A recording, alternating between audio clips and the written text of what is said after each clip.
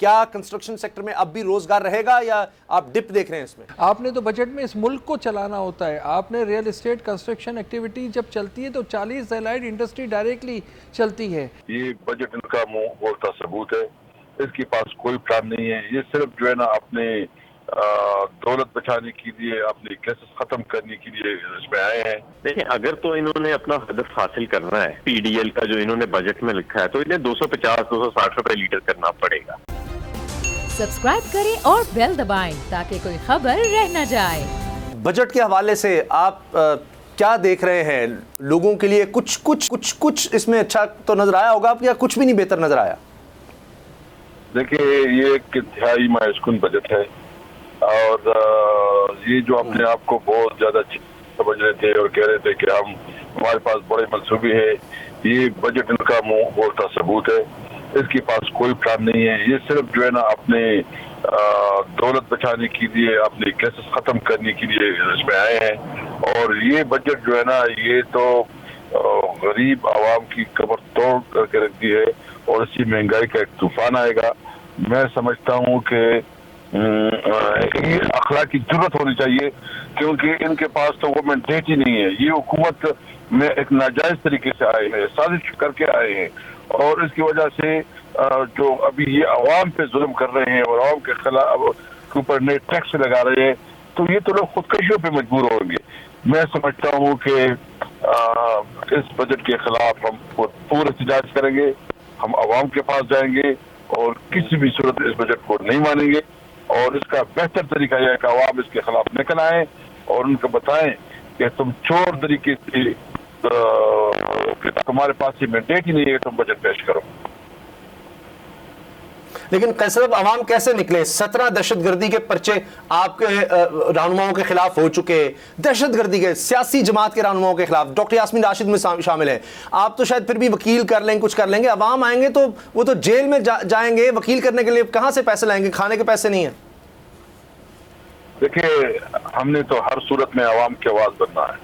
ہم ہر صورت میں یہ جتنے پرچے کاٹے ہیں، جتنا اس کے پاس تشدد کرے، ہم نے اپنی عوام کی آواز اٹھانی ہے. ہم نے اس ملک کو ایک حقیقی طور پہ آزاد ملک بنانا ہے، اور اس کے لیے یہ اچھا ہوا کہ چہرے، ان کے جو چہرے ہیں وہ عوام کے ساتھ عیاں ہو گئے ہیں.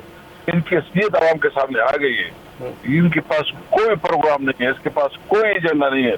اس کے پاس صرف ایک ایجنڈا ہے، ملک بناؤ اور جی ٹھیک. بہت بہت شکریہ سابق اسپیکر قومی اسمبلی اسد قیصر صاحب. محسن شیخانی صاحب، آپ بات مکمل کیجیے گا. میرا سوال کا مقصد یہ تھا کہ چلیں، سب کو ملک کے لیے کام کرنا چاہیے. یہ حکومت ہے، پچھلی حکومت ہے، ہم تو خوش ہوں گے کہ ملک کے لیے کوئی بھی کام کرے، اسی لیے حکومت ہوتی ہے، آگے کا سوچے. مگر آپ کو بھی نظر کیا آ رہا ہے اگر آپ دیکھیں عمران خان صاحب کے دور میں اور اب تو بجٹ بھی آ گیا، 2 مہینے انہوں نے گزر لیے. سمت کی چلیں ہم بات کر لیتے ہیں. ظاہر ہے کہ 2 مہینے میں جج نہیں ہمیں کرنا چاہیے، لیکن ان کے پاس ہے بھی تو زیادہ سے زیادہ کوئی 1.5 سال. تو بجٹ سے ڈائریکشن تو نظر آنی چاہیے. کیا دیکھ رہے ہیں آپ؟ بالکل آپ کا کہنا صحیح ہے کہ ایک شارٹ ٹرم میں لوگ آئے ہیں اور ان کے پاس ٹائم بھی 1.5 سال کا ہے. یہ بالکل صحیح ہے، لیکن آپ جب بھی کوئی بجٹ ڈیزائن کرتے ہیں، کچھ چیزیں ایسی ہوتی ہے جو گراؤنڈ ریئلٹیز کو دیکھا جاتا ہے. تو ہم یہ سمجھ رہے ہیں کہ کنسٹرکشن ایکٹیویٹیز کو آپ نے اس طریقے سے سوچا ہی نہیں ہے. اور ہم پولیٹیکل خدا نہ خواستہ بات نہیں کر رہے، نہ ہم عمران خان کی بات کر رہے ہیں، نواز شریف کی بات کر رہے ہیں. ہم تو یہ ایک ملک کی بات کر رہے ہیں اور اکانومی کی بات کر رہے ہیں. اور اکانومی کی جب آپ بات کرتے ہیں تو ہمیں اس ملک کو آگے لے کے جانا ہے. اس کے لیے آپ کو ٹیکس کی ضرورت ہے.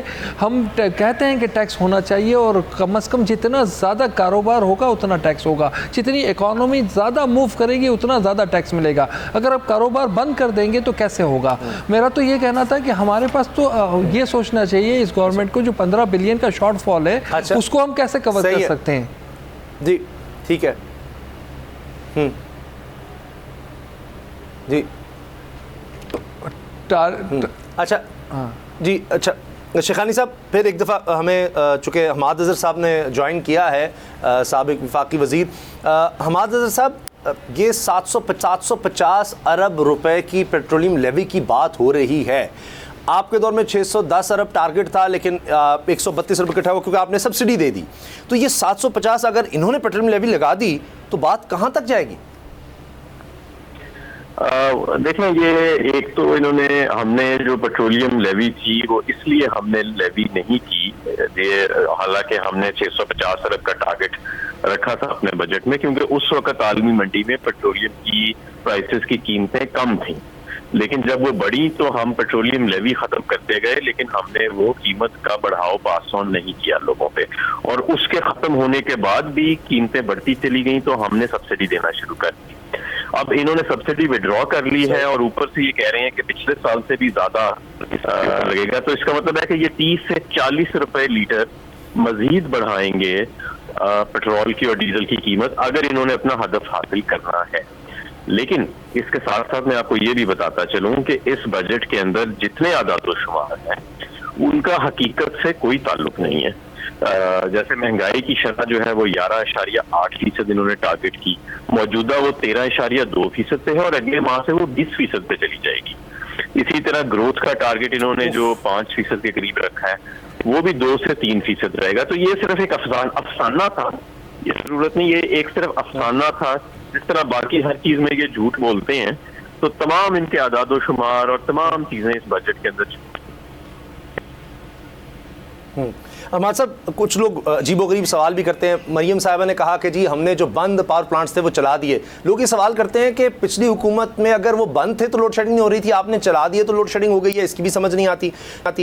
137 روپے سے ایک پیسہ بڑھانے کی اجازت نہیں دے رہے تھے مفتاح اسماعیل صاحب اپوزیشن میں آپ کو، اب آپ یہ کہہ رہے ہیں کہ جی 30 سے 40 روپے اور بڑھے گا، تو اس کا مطلب 210 روپے اگر ہے تو آپ دیکھ کیا رہے ہیں، اندازہ کیا ہو رہا ہے آپ کو اس بجٹ کو دیکھتے ہوئے، حکومت کے 2 مہینے کو دیکھتے ہوئے، یہ اب کہاں جانے والا ہے فی لیٹر پیٹرول؟ کیا 250 ہے، 220 ہے، 260 ہے، کہاں تک؟ دیکھیں اگر تو انہوں نے اپنا ہدف حاصل کرنا ہے پی ڈی ایل کا جو انہوں نے بجٹ میں لکھا ہے تو انہیں 250-260 روپے لیٹر کرنا پڑے گا یہ، لیکن انہوں نے جتنے بھی ہدف لکھے ہیں اس کے اندر، چاہے وہ گروتھ کا ہے، مہنگائی کی شرح کا ہے، بجٹ خسارے کا ہے، ان کا سارا حقائق سے تعلق کوئی نہیں، وہ نمبرز آپس میں میچ نہیں کرتے۔ وہ نمبرز جو ہے وہ کسی آپ معاشی ماہر سے پوچھیں تو وہ تو نمبرز جو ہیں وہ آپ کے کیلکولیٹر میں بیٹھتے ہی نہیں ہیں، وہ یہ سارا کا سارا جو ہے یہ ایک فساد سا غیر سنجیدہ سا انہوں نے بجٹ پیش کر دیا ہے، اور کوئی سمت نہیں ہے معیشت کی جو اس بجٹ سے نظر آ رہی ہے، وہی عوامی کیفیت جو ہے وہ برقرار رہے گی۔ معیشت آپ کی کرائسس میں ہے، بجٹ جو تھا اتنا غیر سنجیدہ اوپر سے انہوں نے دے دیا، سمجھ سے باہر ہے۔ اچھا سیاسی طور پر تو حماد صاحب آپ کو بہت فائدہ ہو رہا ہے، جو الزام آپ پر لگاتے تھے نہ صرف وہ دھل رہے ہیں، ان کی سپیڈ کہہ لیں، ان کے دعوے، وہ سب 2 مہینے میں فارغ ہو گئے۔ اب وہ ایک بیانیہ بنا رہے ہیں کہ جی یہ مشکل فیصلے تھے، ہم نے لیے، آسان حل تھا کہ ہم الیکشن میں چلے جاتے، لیکن ہم نے وہ نہیں کیا کیونکہ اس سے ملک کی معیشت تباہ ہو جاتی، تو اس کا مطلب اب یہ الیکشن میں تو نہیں جا رہے۔ دیکھیں اگر کوئی شخص اپنی ٹانگیں خود ہی کاٹ کے پھر کہے کہ جی اب اس پہ مرہم پٹی کرنے کی ضرورت ہے تو اس میں کسی دوسرے شخص کا تو قصور نہیں ہے۔ یہ جو اس وقت معیشت کے اندر ایک کرائسس ہے، یہ سب جانتے ہیں کہ پچھلے 60 دن کے اندر پیدا ہوا ہے، ہمارے دور میں تو اس کا دور دور تک کوئی نشان نہیں تھا۔ ہم 6% معاشی ترقی کا سفر طے کر رہے تھے، فورن ایکسچینج کے ریزرو 16 ارب ڈالر تھے، آئی ایم ایف کا پروگرام چل رہا تھا، اور 10% کے حساب سے آپ کی لارج اسکیل یعنی کہ جو بڑے پیمانے کی صنعت ہے وہ بڑھ رہی تھی، آپشن آیا ہوا تھا، تو ہم تو اگلے سال 8% کا ٹارگٹ دیکھ رہے تھے، اور کوئی ایسا معاشی بحران نہیں تھا۔ یہ پیدا انہوں نے ہی کیا ہے، نہ لوڈ شیڈنگ تھی، یہ پیدا انہوں نے ہی کیا ہے، اور اب خود ہی پیدا کرنے کے کیونکہ ابہام میں رکھا اتنی دیر تو خود ہی اب ان سے قابو نہیں آ رہا، کیونکہ یہ ٹیم بیسیکلی جو ہے وہ اتنی اہل نہیں ہے۔ ٹی وی شو کے اندر بڑی بڑی باتیں کرنا اور بڑے بڑے دعوے کرنا وہ اور بات ہے، اور حکمرانی کرنا کسی ملک کی اور اس کی پالیسیز بنانا وہ ایک فرق چیز ہے۔ ہمارے ساتھ چونکہ ٹرانسمیشن میں ٹیکس ایکسپرٹ ذیشان مرچنٹ صاحب بھی ہیں، انہوں نے کہا بجٹ تو روز آ رہا ہے، بجٹ پہلے تو آ چکا، بلکہ گیس میں 45% اضافہ، وہ اب اس کا امپیکٹ ابھی آنا ہے، بجلی میں تقریباً 8-9 روپے 25 روپے یونٹ پر چلے گی بجلی، ابھی اگر پیٹرول مہنگا ہوتا ہے تو اور بجلی مہنگی ہوگی، یہ ایکسپرٹس بات کر رہے ہیں، اور پیٹرول پہلے مہنگا ہو گیا، تو پہلے انہوں نے ایک منی بجٹ یا روز کی بنیاد پر مہنگائی کر کے ایک بجٹ تو اپنا دے دیا، اب آپ ایکسپورٹس اور امپورٹس پر اس کا امپیکٹ کیا دیکھ رہے ہیں؟ یہ پہلے تو میں کہوں گا کہ یہ بالکل ٹھیک کامنٹ ہے کہ اس بجٹ کے آنے سے پہلے جو بڑے فیصلے کیے گئے کہ آپ کا روپیہ جو ہے وہ تقریباً آپ سمجھ لیں کہ 22 روپے 55 دن کے اندر وہ ڈی ویلیو ہو گیا، اور اس کے بعد آپ کی بجلی گیس کی قیمتیں 45% بڑھانے کا اعلان ہو گیا، فیول اور یعنی ڈیزل اور پیٹرول 60 روپے لیٹر بڑھ گیا، شرح سود آپ کی جو ہے وہ 12 سال کی بلند ترین سطح پہ چلی گئی. تو ظاہر ہے کہ یہ بجٹ تو اس کے سامنے مطلب بجٹ سے پہلے بم گرا دیے اور معیشت جو ہے اس کو ایک جھٹکا دے دیا، اور بجٹ جو ہے یہ ایک آپ سمجھ لیں کہ افسانہ سا انہوں نے کر دیا. میرے خیال میں معیشت آپ کی مزید کرائسس میں چلی جائے گی ایسے غیر سنجیدہ بجٹ کے بعد. تو ایکسپورٹس کیسے بڑھیں گی؟ اور امپورٹس یہ کہہ رہے ہیں شاید 70 بلین پر لے آئیں گے، کوئی امپورٹس میں بھی کوئی بہت بڑی کمی نہیں ہو رہی؟ مئی میں پچھلے سال کے مقابلے میں ان میں کمی آنا شروع ہو گئی ہے. ہمارے جو پچھلا ایک سال تھا تحریک انصاف کا، اس میں $8.5 ارب کی ایکسپورٹ بڑھی ہے ایک سال سے بھی کم عرصے کے اندر. لیکن مئی کے اندر وہ مومنٹم ہمیں ٹوٹتا نظر آ رہا ہے، اور یہ صرف ایکسپورٹس میں ہی ہمیں ٹوٹتا نظر نہیں آ رہا، یہ ہمیں لوکل انڈسٹری میں بھی ٹوٹتا نظر آ رہا ہے. آپ کی سیمنٹ سیلز جو ہیں وہ نیگیٹو میں چلی گئی ہیں، اور باقی تمام جو آپ کی اسینشل انڈسٹریز ہیں وہ نیگیٹو میں چلی گئی. ظاہر ہے معیشت کو ایک جھٹکا تو لگا ہے نا پچھلے 2 ماہ کے اندر. مومنٹم تھا وہ ختم ہو گیا ہے، اور اب ایک شدید کرائسس کے اندر معیشت چلی گئی ہے. آپ کسی انویسٹر سے بات کر لیں، وہ آپ کو یہی بتائے گا کہ اس نے اپنی انویسٹمنٹ جو ہیں ان کو ہولڈ کر لیا ہے. ہر انویسٹر جو ہے وہ ویٹ اینڈ سی کی پالیسی پہ ہے. یہاں تک کہ گاڑیاں بیچنے والوں نے گاڑیوں کی قیمت تعین نہیں وہ کر سکتے کہ اتنی انسرٹینٹی ہو چکی ہے، انہوں نے گاڑیاں سیل کرنی بند کر دی ہیں. تو یہ اس حد تک جب معاملات ایسے نرم کی طرف چلے جاتے ہیں معیشت کے اندر، تو پھر معاملات بہتر تو نہیں ہوتے. معاملات جو ہے اور میں آپ کو بتاؤں اس میں سیاسی فائدے نقصان کی بات نہیں ہے. ہم وہ لوگ ہیں جن کا سارا کچھ یہاں پہ ہے، ہماری تو کوئی باہر ایکسائٹ، اور جن لوگوں کا باہر سب کچھ ہے، جائیدادیں ہیں، اربوں ڈالر ہیں، وہ اس ملک کے ساتھ کھلواڑ کر رہے ہیں، کبھی رجیم چینج کرتے ہیں، کبھی کچھ کرتے ہیں. تو آلدو سیاسی فائدہ اپنی جگہ، لیکن جو اس معیشت کو نقصان پہنچ رہا ہے یہ ایونچولی ہمیں اور ہمارے بچوں کا مستقبل داؤ پہ ہے. ان لوگوں نے تو باہر چلے جانا ہے واپس، ان کے پاس باہر چلے جانا ہے واپس. ہمارا صاحب بطور صحافی ہمارا کام ہے کوئی بھی حکومت ہو ان سے سوال کرنا. میں یہ نہیں کہ جی آپ کی حکومت ہی اچھی ہے یا نون لیگ کی. میں آپ کو ایک فیکٹ بتا رہا ہوں کہ آج میری ایک صاحب سے بات ہوئی جو چاول کاشت کرتے ہیں. وہ کہتے ہیں اب صرف ہم گھر کے لیے چاول کاشت کریں گے کیونکہ اب بل دینے کے ہم قابل نہیں رہیں گے، ڈیزل مہنگا ہو گیا، یہ نہیں ہو سکتا. صرف گھر کے لیے انہوں نے کاشت کیا. تو ہماری تو ایکسپورٹ چاول کی تھی، کچھ تو ہم ادھر سے کماتے تھے. اس کا مطلب ہے چاول بھی مہنگا ہوگا. میں صرف ایک ایگزامپل دے رہا ہوں. تو ایکسپورٹ بھی گئی اور یہاں پر بھی پھر چاول مہنگا ہو جائے گا. جبکہ مفتاح اسماعیل صاحب کہتے ہیں کہ 3 ماہ تک ریلیف آنا شروع ہو جائے گا. یہ ہم نے مشکل فیصلے جو لینے تھے لے لیے، اب ریلیف آئے گا. تو دیر تو نہیں ہو جائے گی ریلیف آنے میں؟ میں ایسا کون سا آسمان سے منو سلوا اترنا ہے کہ ریلیف آنا شروع ہو جائے گا؟ 3 مہینے بعد تو حالات اور مجھے خراب نظر آ رہے ہیں. جتنا یہ معیشت کو بریکس لگا رہے ہیں، آپ کی معاشی ترقی کی رفتار، ابھی تو معیشت کی رفتار جو ہے وہ ہم 6% پہ چھوڑ کے گئے ہیں. جب یہ 2-3% پہ آ جائے تو جو بے روزگاری کا اور مہنگائی کا سیلاب 2-3 مہینے بعد آنا ہے وہ آج سے کہیں زیادہ ہے. تو یہ مفتاح صاحب پتہ نہیں کون سی دنیا میں رہ رہے ہیں، یہ ان کے بس کا کام نہیں مجھے لگتا. یہ کوئی 3 مہینے بعد منو سلوا آسمان سے نہیں اترنا کہ ریلیف آ جائے گا. یہ تو سخت سے سخت ہوتے نظر آ رہی ہے. 20 سے 30% تک مہنگائی کی شرح اگلے 2-3 ماہ کے اندر ہوتی نظر آ رہی ہے، جس کا مطلب ہے کہ خدا نہ خواستہ یہ پولیٹیکل انسٹیبلٹی جو ہے، ابھی تو سیاسی جماعتیں جو ہیں وہ اپنے ورکروں کو سنبھال کے بیٹھی ہیں، پرامن مارچز کر رہی ہیں. بعد میں عوام کو کون سنبھالے گا اگر 20-30% مہنگائی کی شرح چلی جاتی ہے؟ لوگوں نے تو خود سڑکوں پہ نکل آنا ہے. سر لیکن سرکاری ملازمین کی 15% تنخواہ میں اضافہ، اس کے علاوہ ٹیکس جو ہے وہ اب ₹1,00,000 جو کمائے گا اس پر ہوگا، 6 لاکھ سالانہ پر ٹیکس نہیں ہے. ₹2,000 وہ ₹40,000 جو کما رہا ہے اس کو اب ₹2,000 ہر مہینہ اس کو دے رہے ہیں.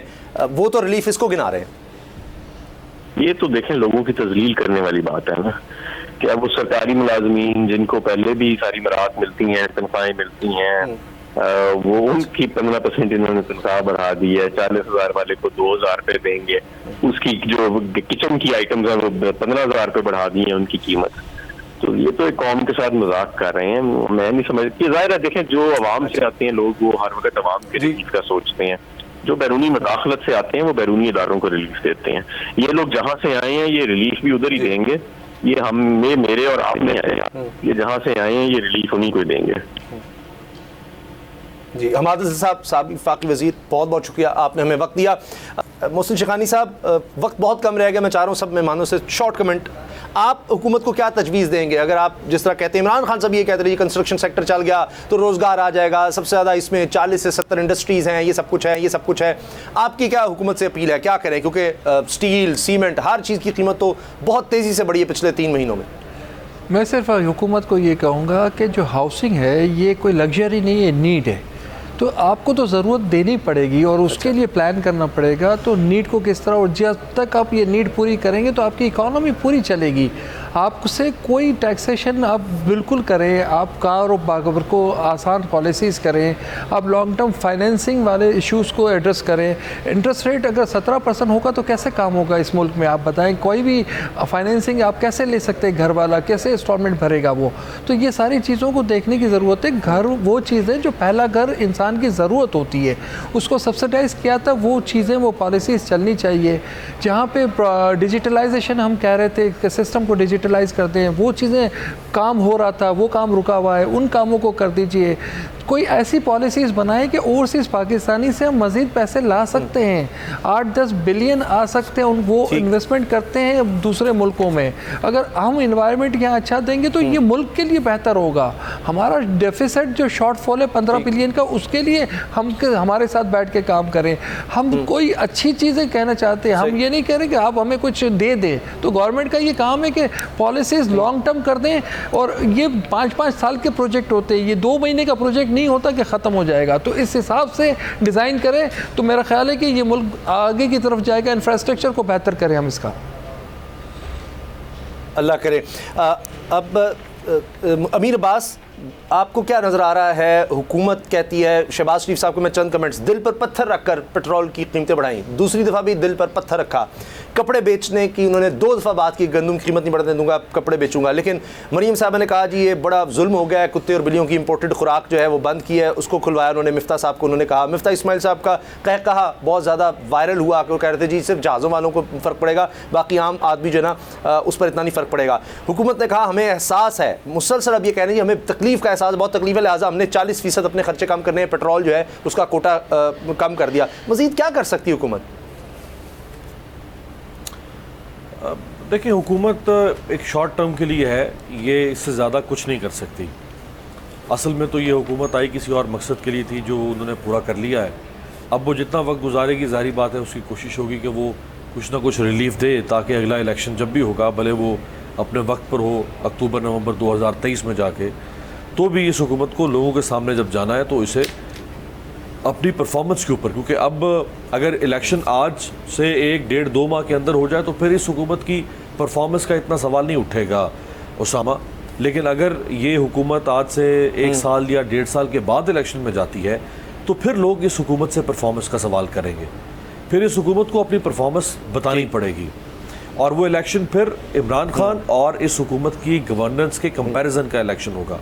لوگ, media, intelligentsia, N G Os, آپ کے تھنک ٹینکس, وہ کمپیئر کر رہے ہوں گے کہ عمران خان کے 3.5 سال اور ان کے 1.5 سال اس میں کیا فرق ہے. سو چونکہ یہ حکومت ایک محدود وقت کے لیے ہے, اس لیے کوئی بہت بڑے فیصلے نہیں کر سکتی ہے. بڑے فیصلوں سے مراد یہ کہ کوئی بہت بڑا بریک تھرو نہیں کر سکتی. یہ آپ لوگوں پر چھوڑتے ہیں, کمپیریزن کریں. بہت شکریہ آپ کا امیر عباس, جمیل فاروقی, ذیشان مرچنٹ صاحب, کہ حکومت کی توجہ کن معاملات کی طرف ہے. کچھ ہی دیر میں چونکہ ہیڈ لائنز کا وقت ہو رہا ہے, اور بجٹ کے حوالے سے جو بھی چیزیں سامنے آئیں گی, جو لوگوں کے کمنٹس ہوں گے, وہ انشاءاللہ آپ کو بول نیوز پہ ملتے رہیں گے. اجازت دیجیے, اللہ حافظ.